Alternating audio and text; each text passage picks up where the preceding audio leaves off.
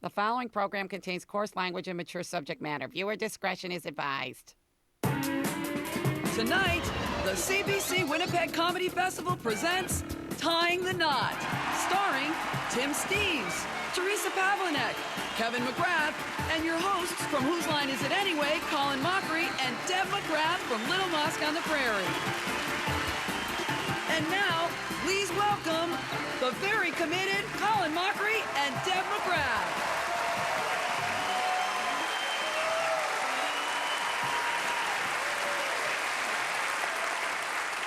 Good evening, everyone, and welcome to Tying the Knot.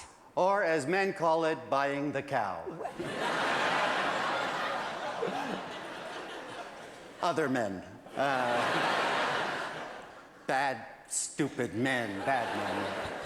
Tonight's show is about weddings. Remember when we were newlyweds? Yeah. Oh, we were like bunny rabbits. Wow. 2, 3, sometimes 4 times in a month. Yeah, hon. You the man. Yeah. You know, Deb and I have been married 19 years. Thank you. Thank you very much. Yes. Yes, thank you. And seeing how this show is about weddings, and seeing how 19 is a really nice round number, what do you say we take this opportunity to renew our vows? Yeah, woohoo! Yeah. Tonight? Yeah, On the show? right here. Really?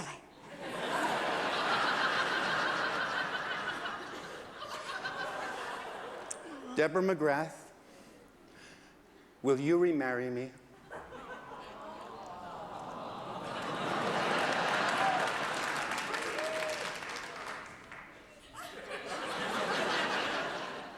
Okay, yeah. Okay. But later on in the show. Okay. Because we have to bring out our first act. Now, are you guys ready for our first act? Yeah. Okay, here with his take on the wedding industry is Tim Steeves.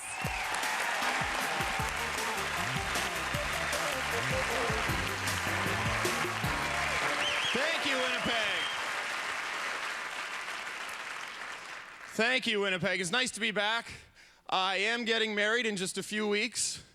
And thanks, one person. That's nice. I got one clap on that. I'm 43 and getting married for the first time, so the "it might be me" alarm bells were starting to go off. Married people live longer, you know? Can I get in on that retroactively? I feel like I'm not getting in on the ground floor of that offer. I feel like I'm showing up at Horton's with a winning cup from a promotion they had 11 years ago. Of course married people live longer, you know? You have someone there to say, "Don't eat that idiot." Or, "Go to bed." Or, "Look out!" Could I just take a second to answer all my friends and family at once? The wedding plans are going great! Back off! Planning our asses off! I'm all about the plans. I'm planned out, man. I'm planned to death. I'm Mr. Plans. She's done most of it. When you're getting ready for the wedding, you also have to get ready for, you know, being together. You know what I mean? Like you have to agree on how you're gonna run the rest of your lives together. You have to hammer out some stuff. Like the other day she goes, "Honey, let's never go to bed angry." Good one, honey. Classic. That's a classic. Put it on the wall. I like it. Put it up there. I dig it, honey. Now give me one. Why don't we end every argument with a little oral? Right?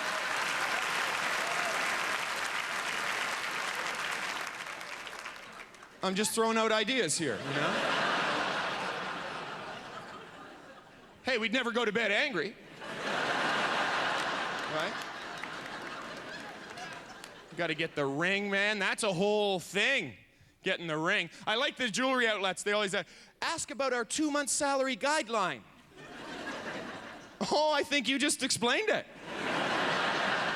I don't think I have to get this doesn't require a whole bunch of explanation, the 2-month salary guideline. I don't think we need to have a sit down on this one. I think you want me to spend 2 months' salary. As long as I can decide what 2 months, right? Right? 2 summer months, okay? 2 fishing months. How about 2 months from grade 11 when I worked sporting goods at Zeller's 3 shifts a week? Yeah.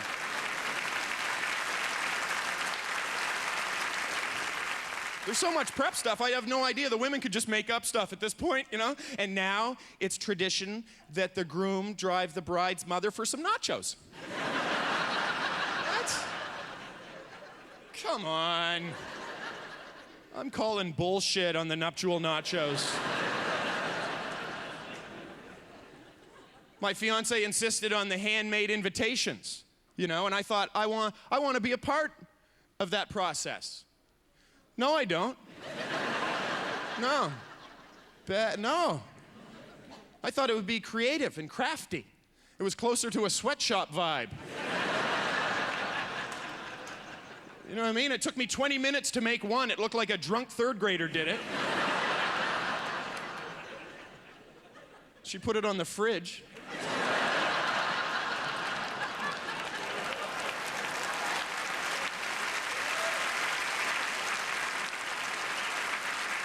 We registered because we were told you can't put "please give us cash" on the invitation.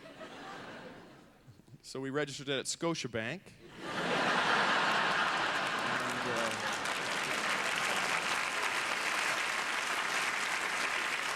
You know, to give our guests a gift option of checking or savings.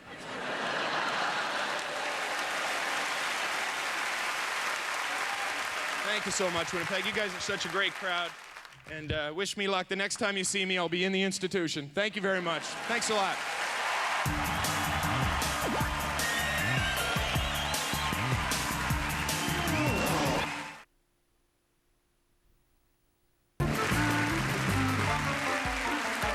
So, how's the wedding planning? Here, What's this? it's a prenup. Prenup? But we're already married. This is a post-nup. No, I know, but we're getting remarried, so this is a pre-renup. Well, I'm not going to sign this. You know, I don't need your money. You know, my improv shows outsell Sting. Only in Des Moines. It counts! Anyway, it is not a money document. It's a what stuff I don't want to happen in our new marriage document. I'd like to draw your attention to paragraph 1, section G, hair in the shower drain.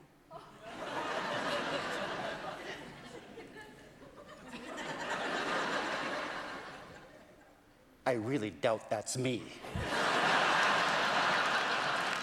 Our next guest knows that the wedding day itself is supposed to be the happiest day of a woman's life. God knows mine was. Oh, yeah. You know, provided, of course, everything goes absolutely perfectly. But if one tiny thing goes wrong, like the groom says sure instead of I do, then it becomes a big deal, and you hear about it for the next 19 years. Let it go. Oh, you let it go. You let it go. Anyway. Love you. From the hilarious comedy troupe, Women Fully Clothed, please welcome the wonderfully talented Teresa Pavlinek.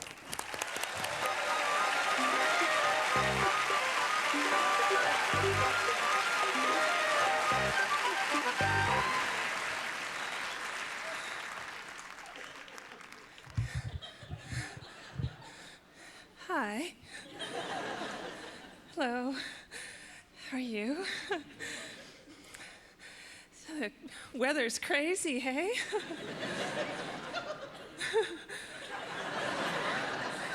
Global warming, it's not great. Polar bears and Shut off your lights.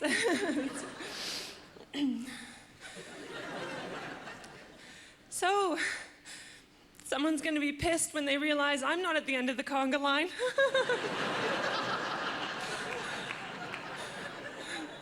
What? It's not like I left him standing at the altar. I got married. It's all legal and everything. I just couldn't stay for the rest of it. I hate weddings. I was fine to go to City Hall in shorts and a t-shirt and say our vows in a stinky government office in front of a wizened old justice of the peace. But no, you can't do that, no. Especially if you're in your 30s.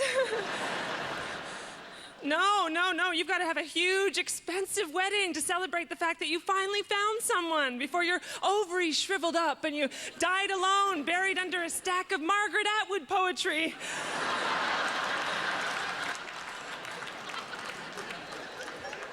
Yay me! But I never really saw myself as the marrying kind. It never really mattered that much to me. And then one day in line at the grocery store, I met Daryl. He was buying a cake mix, pickles, and frozen fish sticks. I was disgusted, of course. You can tell a lot about a person by what's in their grocery cart, and his just screamed, confused, emotionally unavailable, Guitar Hero playing man boy.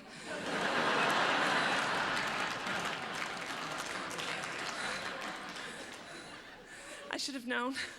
But no, I had to make some charmy, witting comment about his purchases, which caused him to instantly fall head over heels in love with me. Idiot. And then one date led to another, a month led to a year and a half, and then before you know it, we're in a Mayan temple in Mexico, and he's down on a sunburned knee proposing. And there's a little bit of pressure in that moment, the whole romance thing, the fact that he's already bought the ring, the German tourists breathing down your neck. Out of the way, we have to go swim with the dolphins, So I did what any spineless, waspy, 30-ish woman would do. I squealed, wrapped my arms around him, and I sobbed like a baby. Yeah, it's just those things that happen in that moment, and then when that yes came out of my mouth in what sounded to me like the voice of the Dark Lord himself.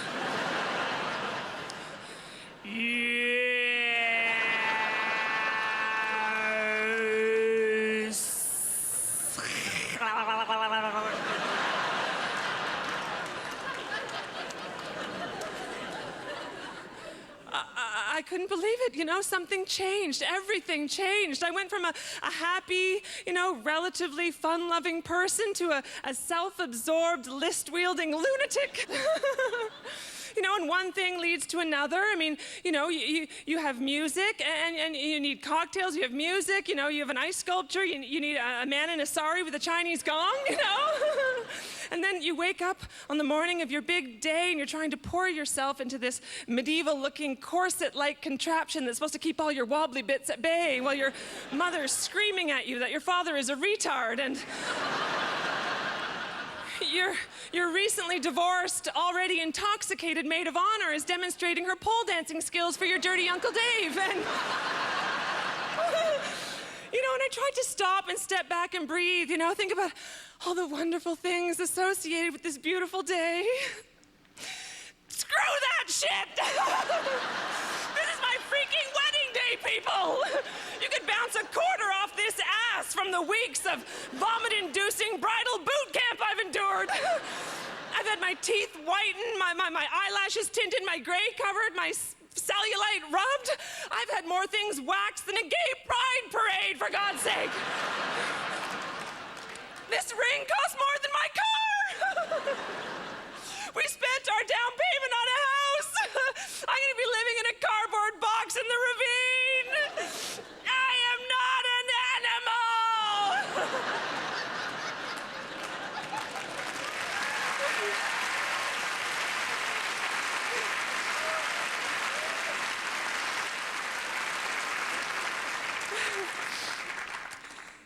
So we got married.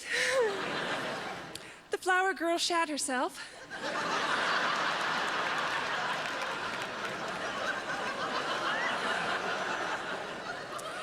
I'm pretty sure my maid of honor did my uncle in the chapel prayer room. And when I went to toast my wonderful new husband, a waiter clipped my elbow and I spilled a glass of Merlot all over my Vera Wang dress. I didn't cry. I didn't scream. I excused myself, made my way through the crowd of 250 revelers, walked out the front door of the hall and didn't look back till I got here. Some may call me crazy. Some may say I walked out on the happiest day of my life. Some may want their gifts back. But at least I can hold my head up high and say I did what was best for me on my wedding day. Oh, geez. My garter's vibrating. Always need your phone. Oh, it's a text message from Daryl. Oh, guess that means he won't be saving me any cake. Thank you. Good night.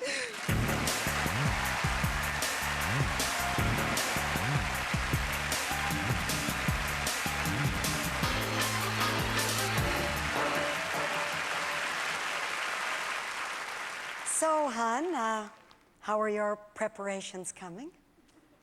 Everything is great. Wonderful. I've got the venue. I have the guests. Yeah. And I have a professional videographer. Went all out. Yeah, So, did you get me a new ring? very close. Yeah? I got you a new ringtone. Nice. You are a class act, Colin Mockery. Our final guest just got married, and he has advice for anyone with an upcoming wedding. Run! Would you go? Man, Go! it was just stupid Go. men, stupid men. Go! We'll get to say this. Please welcome Kevin McGrath.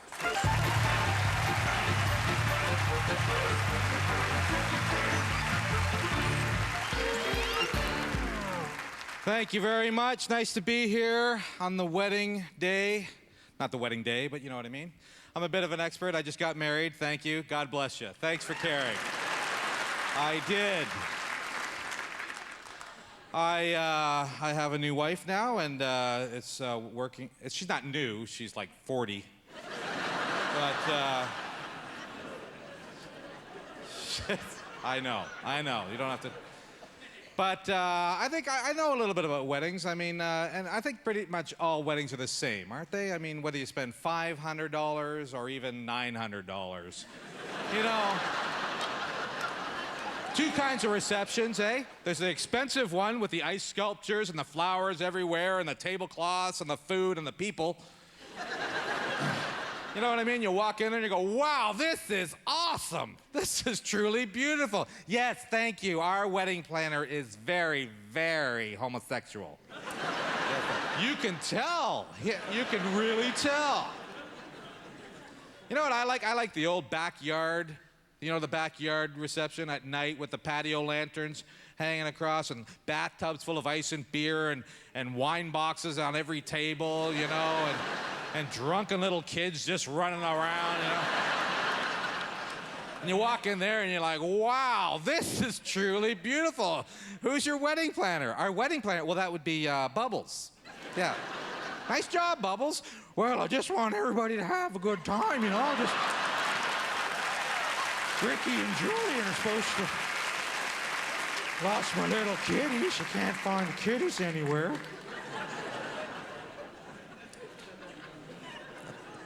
And the best man's always drunk at the reception, you know, embarrassing you because he's trying to pick up the bridesmaids, you know, but he's so drunk he can't find his straw. You ever just seen that? It's like, boy, that dress really looks nice on you. I better look better all balled up in a big ball on my bedroom floor.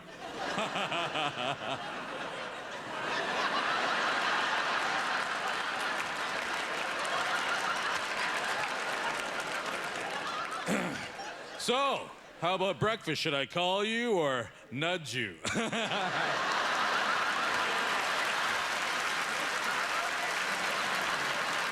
You guys have been an awesome crowd. Thank you very much. Have a good evening. Good night.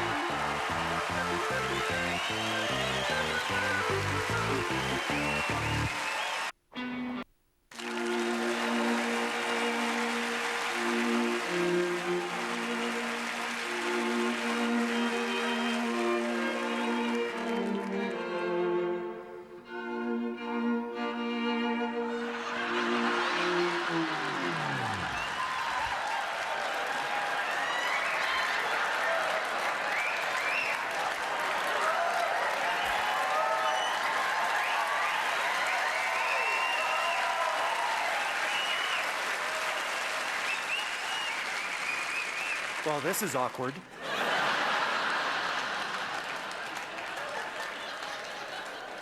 You think, Colin, what on earth? Well, you know, I just assumed you'd be wearing the pants.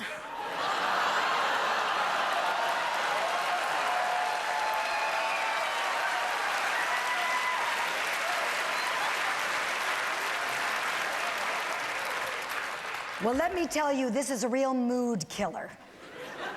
Well, you mean no second wedding night? You think? You know, I bought some really sexy lingerie. For you, you know, for... You know how good you look in sexy lingerie. I do. I do too.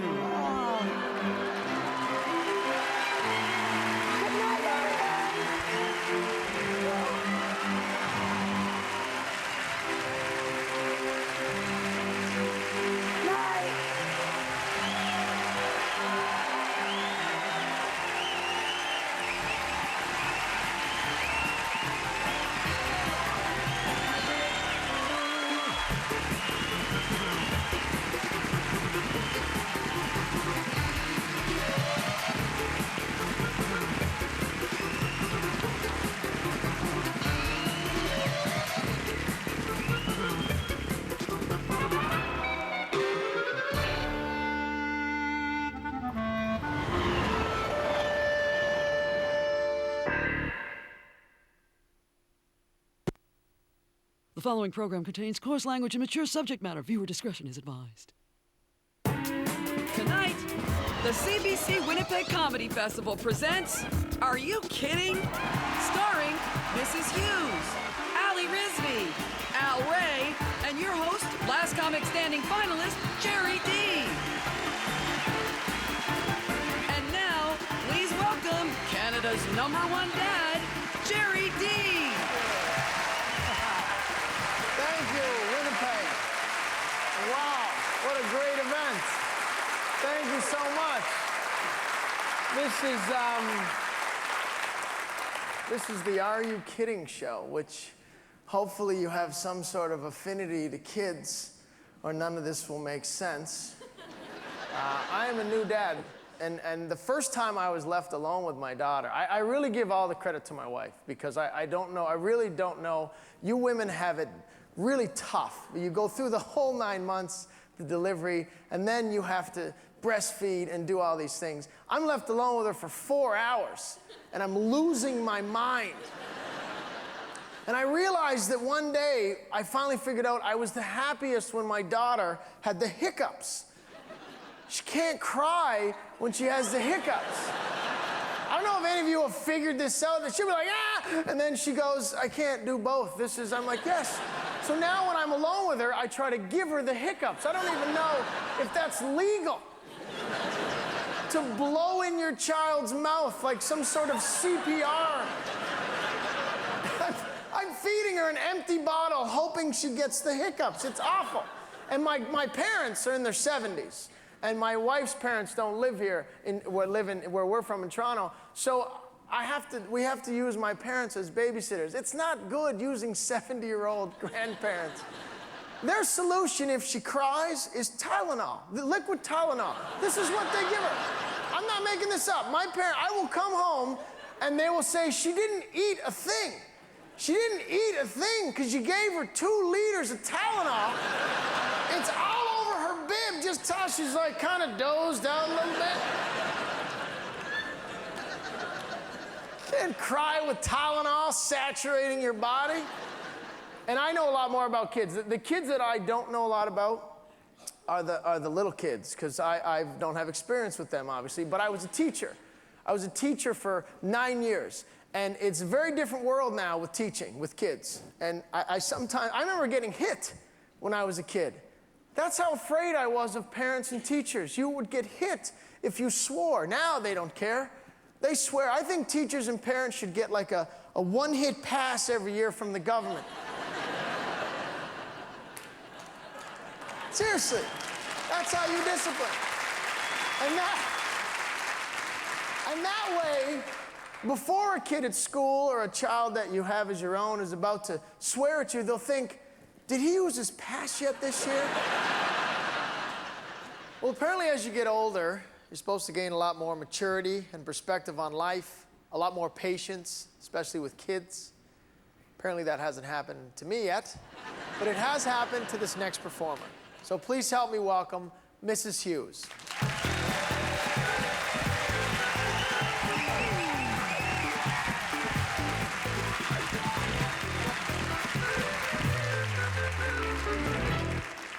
I have laryngitis, but the worst thing is I have a terrible headache. And my husband's California. It seems such a waste.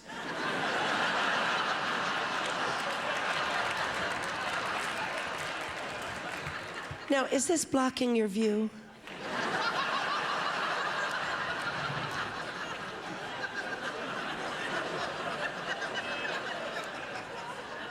I love you. You're great. Anyway, I am Mrs. Hughes. I've been married a long time. I've been married so long, my oldest daughter's my age. I didn't mean to be married this long. I just stuck around the last 10 years pretty much to piss him off. Who thought till death do us part was gonna take this long? People ask me all the time, what's the secret to a long and happy marriage? I can tell you the secret to a long one. It's children. That's the reason my husband and I are together today, is the kids. Neither of us wanted custody.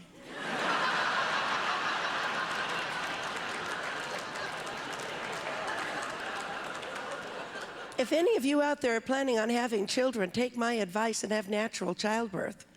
Save that anesthesia till that kid's a teenager and you really need it. My son Scooter was the sweetest 10-year-old on the planet. He was so adorable. One night at dinner, he said, Mama, when I get married, I want to marry someone exactly like you. And out of the corner of my eye, I saw my husband go.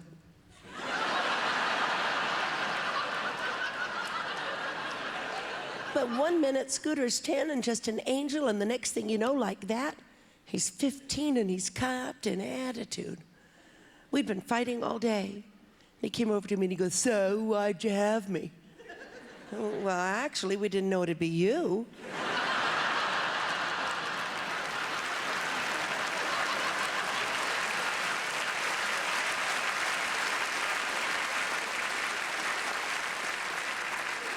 We were hoping for someone with a job.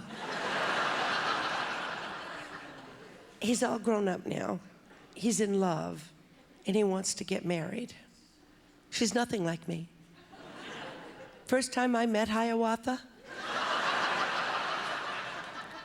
she had a safety pin through her eyebrow. I didn't even know your eyebrow could fall off.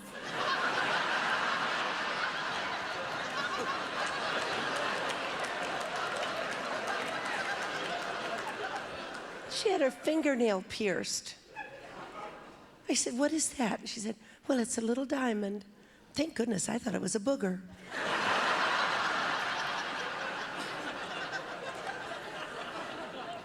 Neither one of these kids are the sharpest cheese on the cracker. She thinks fiancé and finance are spelled the same. He thinks God's name is Howard. Our Father who art in heaven, hallowed be thy name.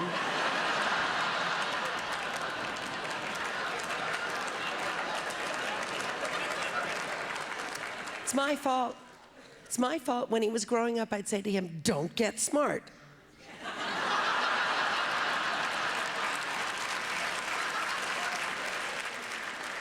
Now he's grown and he's not.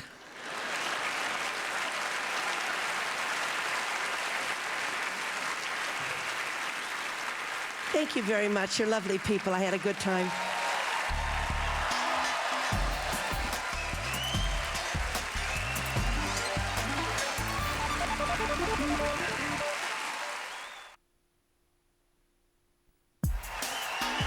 And now, please welcome baby dad, Risby.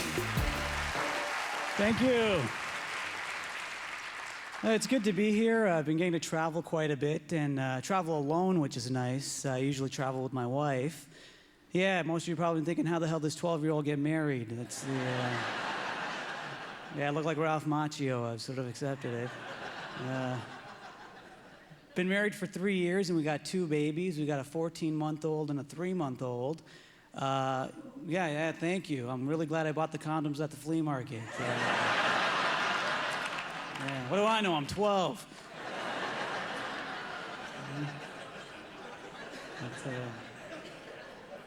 So obviously we travel together. You can't leave the kids home alone. They're not allowed. And we took our first flight together recently, and I've come to accept that I'm now the most hated person on an airplane. And no, not because I'm a packy, but you're close. You're real close, racist. You're real close. Yeah. It's because passengers with babies are the original hijackers. You know that feeling you get when you see a baby on the plane? You don't care what altitude you're at. You don't care about the cabin pressure. You're about getting through a door and getting the hell off that plane. 15,000 feet, who cares? Who cares? You know, my wife and I, we get on the plane, we're each strapped with a kid, and everyone on board staring at us, right? And it's making us really nervous. You know, they're scared. They're scared because we're standing there strapped with babies. More than if we were standing there strapped with explosives. Yeah? Maybe they think the babies are filled with explosives. I don't know. The closest thing are like the weapons of mass destruction in their diapers, which happen to be explosives sometimes. That's it, relax, it's just a baby. You know, but I understand where you're all coming from, the feeling of dread, because I don't know what it is about flying. I don't know if it's the altitude or the shape of the plane, but a baby's crying gets so loud up there, the sound's unbearable. It's like sitting through a Miley Cyrus concert. It's just, oh, it's awful. It's terrible. I know. Boo on her. Yeah, we take a lot more road trips, though. You know, the ones where you pack for 3 hours to go to the park for an hour. These trips. My wife makes me pack for the kids like we're never coming back home. Ladies, why do you do that? You know, we're gonna bring you back home. That's part of our job. That's why you hired us. Have some faith. And what I don't understand is that why I gotta load up the playpen if all we're doing is getting ice cream. You know, just in case. Just in case what, we decide to move into the Dairy Queen? What do you mean, just in case? Just in case. I got strollers, cribs, high chairs. I'm trying to cram all this stuff into the trunk of my Civic. And it feels like I'm playing a game of Tetris back there, and all I got's that stupid zigzag block. Remember that thing? That thing? Mess up your whole game. How the hell am I supposed to fit this in here? And then my Russian neighbor's watching the whole time going, hello, you're never going to be winner. Shut the hell up, Pavlov. Don't look over here. No, keep shoveling your driveway before I call immigration on your ass. Thinks he's so smart. Hey, hello, back home I used to be a nuclear physicist. Yeah, well, you drive a cab now. Welcome to Canada.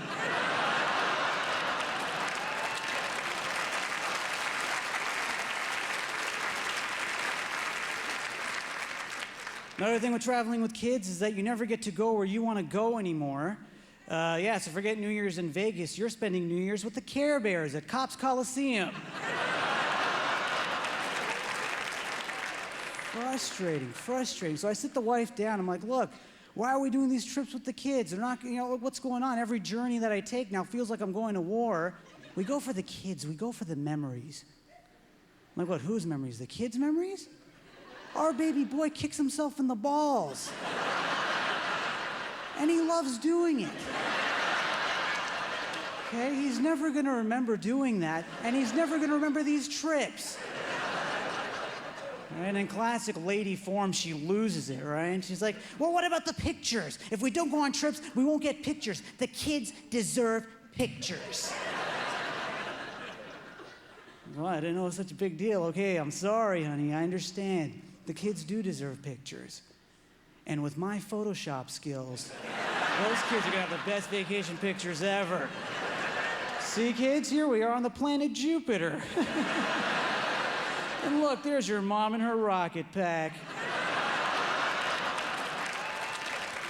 So here in Winnipeg, alone, and as much as I love being able to sprawl out on the mattress and sleep on the diagonal, because that's what you do. You just kick back and, lay around naked, do whatever you got to do. It's way more fun with the family than without. So while I'm here in Winnipeg, I'm making sure to take a lot of pictures so that I can work my magic and in the future say, hey kids, here we are at the Forks, and look, there's Pavlov being mauled by a Care Bear. You guys have been a great crowd. Thank you very much.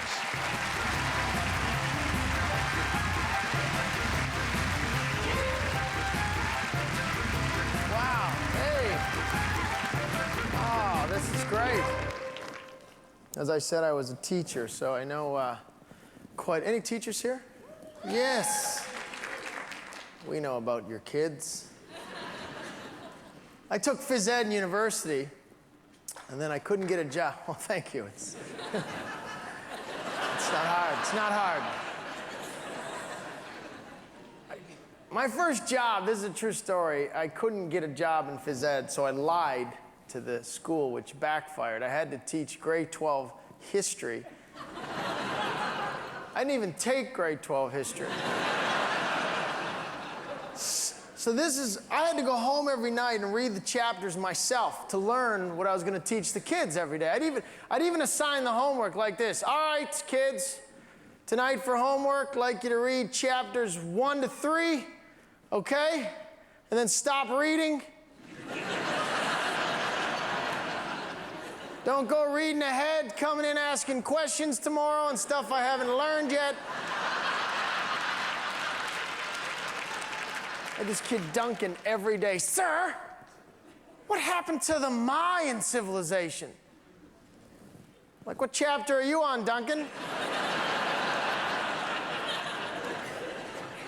15. What are you, a loser? You read the whole book already? But I can't say that.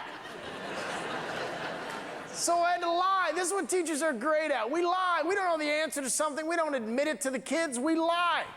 We throw the question back on them. Oh, is that right, Duncan? So you think I'm just going to spoon feed you the answers all year? No. No. That is not how I teach kids. So thanks to Duncan, I would now like everybody to go home tonight and look up what happened to whatever he's mumbling about at the back.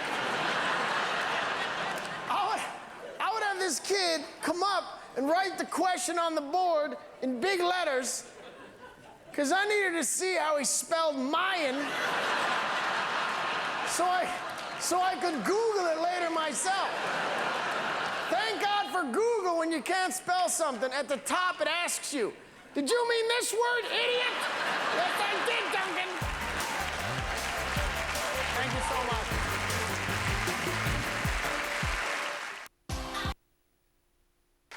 This next performer, I am convinced that I saw on Dateline NBC To Catch a Predator.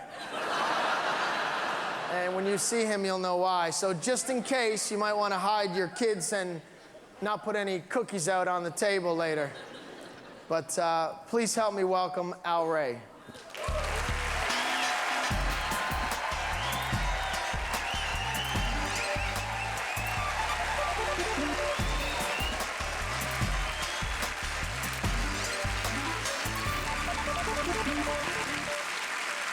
I'm here to talk about raising kids in the new millennium. I'm going to talk for 8 minutes, and then I'm going to repeat the whole thing. Because I'm a parent, and I'm never sure if anyone's listening to me anymore. In a recent survey, do you know what 80% of teenagers said they wanted to be when they grow up?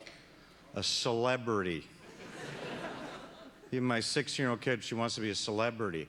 I said, honey, why don't you do something more practical? Be a teacher like your mother. She said, great, I'll be a teacher. A teacher in LA. A teacher to the stars.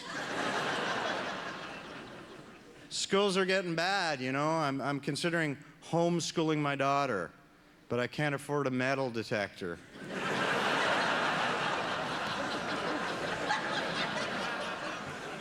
They blame it all on the video games. These video games, they say they're so violent. They're way more violent than when we were kids. But I don't know about that, you know. I mean, wasn't the whole point of Pong to rape and kill as many people as you could to collect points.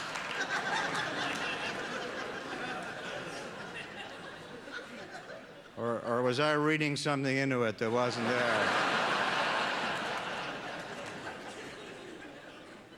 They're online all the time, you know. My daughter will instant message people that she's spoken to 5 minutes ago.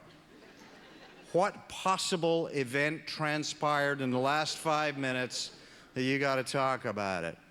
Hey, what are you doing? Messaging you, LOL. Cool, LOL. What are you doing now? Still instant messaging you, LOL. LOL. It's like Samuel Beckett for dummies. If I may use a reference that would sail over my daughter's head. 24/7, and they don't even have to stop to eat because they're teenage girls. Just at it all the time. You know the thing I find most disturbing about online predators is they have the stamina to talk to a teenager for more than 10 seconds.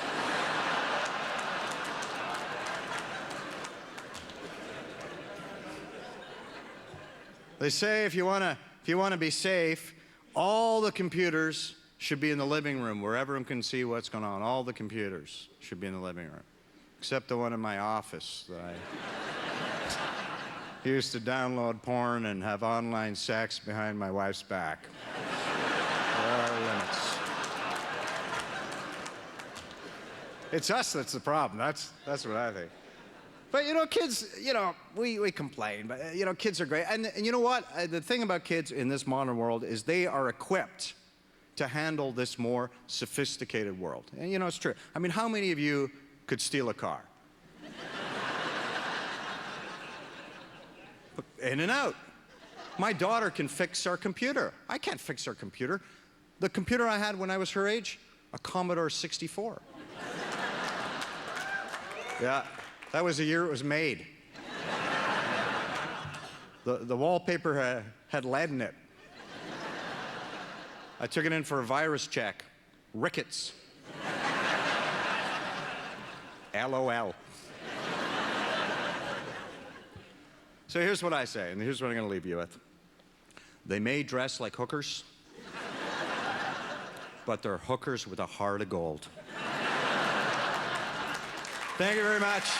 Good night.